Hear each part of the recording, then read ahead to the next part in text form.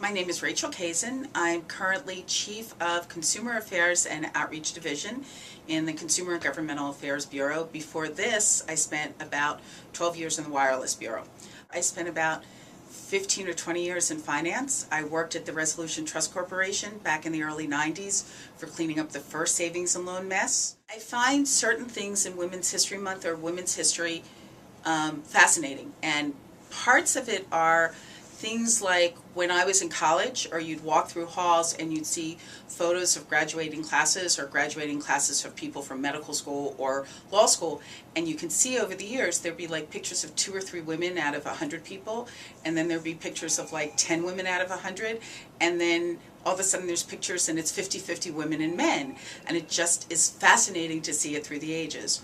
When I started working in the early 1980s, I remember being admonished at work for wearing slacks, and I was leaving on a plane trip for work at 1 o'clock, and I had to explain that I only wore slacks to work with a blazer and a high neck blouse because I was taking a flight, and they said, well, under those circumstances it's okay. When I started working in Washington, you wore pantyhose every day, including all summer long in Washington, D.C.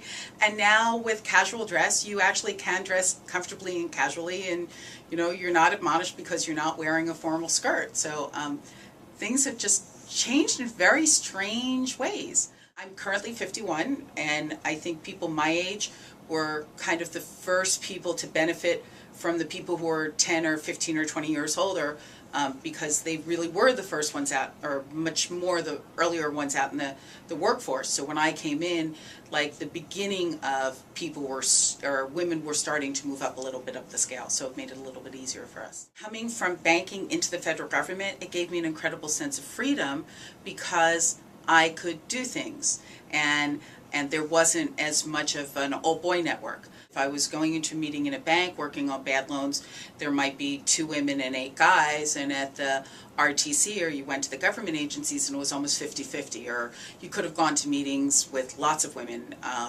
There were lots of women lawyers, and there were women business partners, and in the private sector it was maybe 20 or 25% that I would work with, and in the federal government it was more like 50-50. So it really gave a chance for women to move up and get more power and more responsibility that was much, much harder to achieve in the private sector at that time.